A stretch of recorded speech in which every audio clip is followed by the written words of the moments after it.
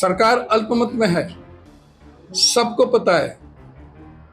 88 का सदन है, अब एक और विधायक है, 87 का रह गया।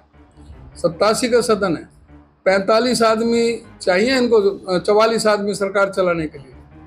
इनके पास 42 है, कांग्रेस के 30, 3 इंडिपेंडेंट जिन्होंने कांग्रेस को समर्थन दे रखा है 33, 10 जेजेपी के 43, एक अभय सिंह चौटाला इनेलो के 44, एक बलराज कुंडू 45 जब विपक्ष में हैं, इनको तो कोई अधिकार ही नहीं रह गया। ये अभी भी बेशर्मी से ये कैबिनेट की मीटिंग बुला रहे हैं, स्टाफ सिलेक्शन कमीशन के चेयरमैन की नियुक्ति कर रहे हैं और दूसरे फैसले लेने में लग रहे हैं, जबकि इनको पहले अपना विश्वास मत हासिल करना चाहिए।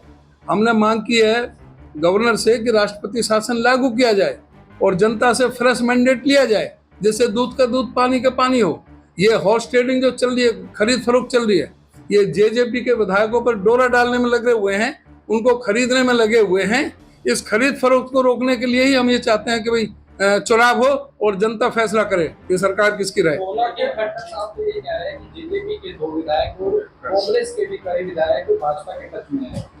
जेजेपी के 2 विधायकों से लिखवा कर लें, मिलें, गवर्नर को जाकर के मिलाएं कि जेजेपी के 2 विधायक हमारे साथ हैं। वो विधायक नहीं रहेंगे, एक हलोपा का है। वो इसलिए मैंने कहा है कि जो जेजेपी के विधायकों को तोड़ने के लिए ये प्रयास कर रहे हैं, उसी खरीद फरोख्त को रोकने के लिए ही हमने कहा है कि राष्ट्रपति शासन लागू हो और फ्रेश मैंडेट जनता से लिया जाए। भाजपा सांसद ये आरोप लगा रहे हैं भीतरीघात हुआ है। एक एक करके बात करो।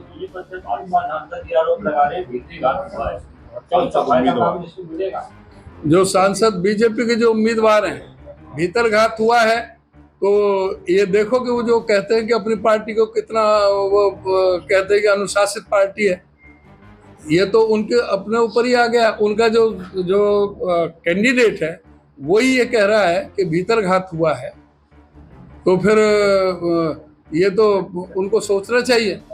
अब ये पूरी तरह से सब सच सामने आ रहा है और ये बौखलाए हुए हैं, क्योंकि सब जगह से सारी सीट जा रही हैं। अब सिरसा रोहतक की कह दी, सोनीपत के आपने कह दी, एक एक करके सभी साफ होने। सोहना और कोहना के आसपास जितने गांव हैं, वहाँ पे जितनी भी बूथिंग है, वहाँ पे कांग्रेस पार्टी को वोट गई। लेकिन गुड़गांव में ऐसे कई बूथ हैं जहाँ कांग्रेस पार्टी को बूथ खाली था, वोट नहीं गया। तो ऐसे में आपको क्या लगता है कि देखो, वो लोगों ने वोट डाल दिया अपना अपना, और हमें जनता के ऊपर भरोसा होना चाहिए। जनता के ऊपर भरोसा होना चाहिए। जनता सर्वोपरि है, जनता जनार्दन है, जनता मालिक है। हम जनता का धन्यवाद करते हैं। बहुत शांतिपूर्वक तरीके से सारे प्रदेश में चुनाव हुआ है। हम तो सारे अधिकारियों और कर्मचारियों का भी धन्यवाद करते हैं कि शांतिपूर्वक ढंग से सारे प्रदेश में चुनाव हुआ है। अब उसी तरह से ईमानदारी के साथ ही गिनती हो जाए और दूध का दूध पानी का पानी हो जाएगा। जनता जिसको मैंडेट दे वो उसका हो जाएगा। सब